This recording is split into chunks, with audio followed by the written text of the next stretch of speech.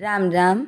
आज हम श्रीमद् भगवद गीता के अध्याय 2 सांख्य योग का श्लोक 23 संस्कृत उच्चारण और हिंदी अर्थ सहित समझेंगे।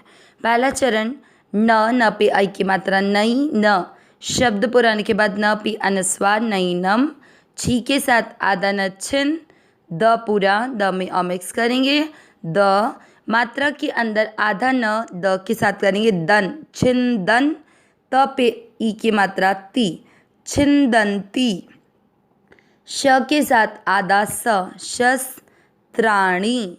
पहला चरण फिर से नैनम छिंदंती शस्त्राणी। दूसरा चरण न पे वई ऐ की मात्रा नई और न नई न शब्द पुराने के बाद न पे अनुस्वार आधा म नैनम जैसा पहले चरण में वही चीज द दोनों अक्षर पूरे दोनों में मिक्स करेंगे द ती पा व क दोनों अक्षर पूरे दोनों में मिक्स करेंगे पा व क में अ की मात्रा तो विसर्ग को पढ़ेंगे ह पा व क ह। दूसरा चरण फिर से नैनम दहती पावकः। पहला और दूसरा चरण साथ में नैनम छिंदन्ति शस्त्राणि नैनम दहति पावकः।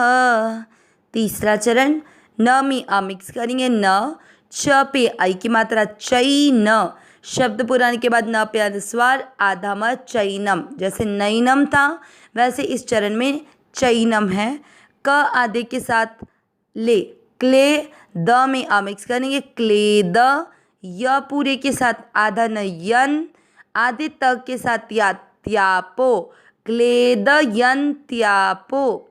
तीसरा चरण फिर से न चैनम क्लेदयन्त्यापो।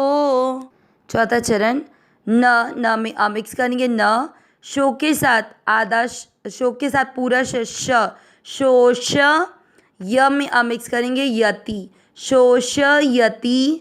मारू की मात्रा छोटी मारुत त में भी मिक्स किया है त में अ की मात्रा तो विसर्ग को पढ़ेंगे ह मारुत ह।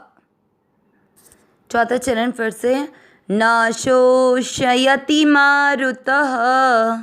तीसरा और चौथा चरण साथ में न चैनम क्लेदयन्त्यापो न शोषयति मारुतः। पूरे श्लोक का उच्चारण एक साथ नैनम छिंदन्ति शस्त्राणि नैनम दहति पावकः न चैनम क्लेदयन्त्यापो न शोषयति मारुतः। एक बार फिर से नैनम छिंदन्ति शस्त्राणि नैनम दहति पावकः न चैनम क्लेदयन्त्यापो न शोषयति मारुतः।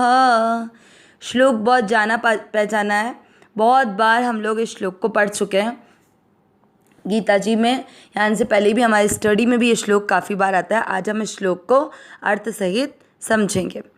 हमने पहले देखा कि पिछले श्लोक में भगवान ने देही अर्थात शरीरी अर्थात आत्मा की निर्विकारता का दृष्टांत रूप से वर्णन किया था।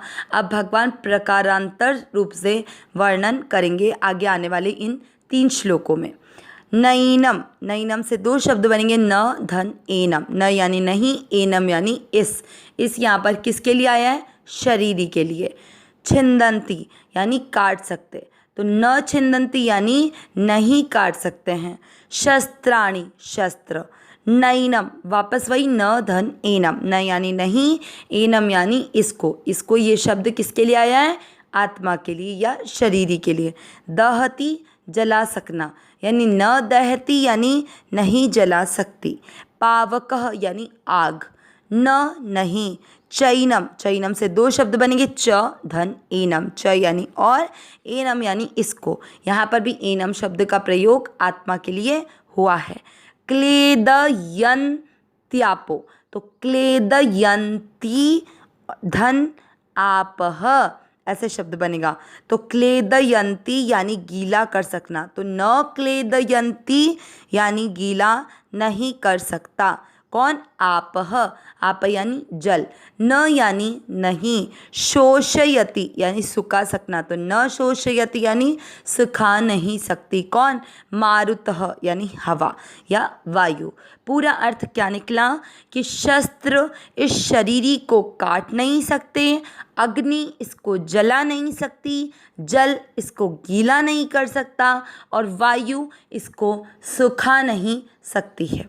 तो इस प्रकार आत्मा कितनी निर्विकार है, उसमें किसी भी प्रकार का कोई विकार नहीं होता है, चाहे वो शस्त्र हो, चाहे वो अग्नि हो, चाहे वो जल हो, चाहे वो वायु हो।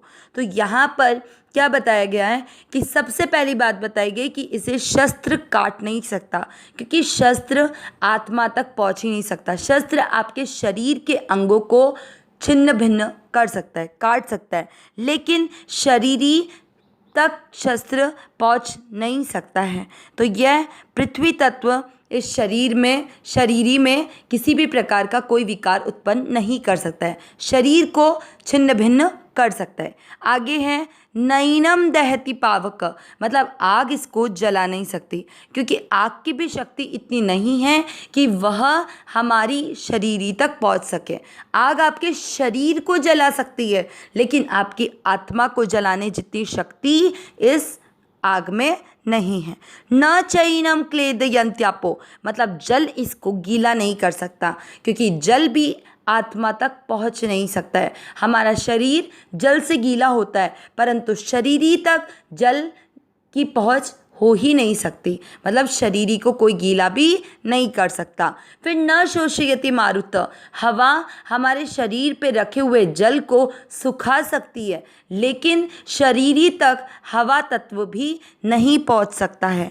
तो इस तरह से शरीरी में न तो पृथ्वी के द्वारा, न जल के द्वारा, न तेज के द्वारा और न वायु के द्वारा किसी भी प्रकार का कोई विकार उत्पन्न हो सकता है।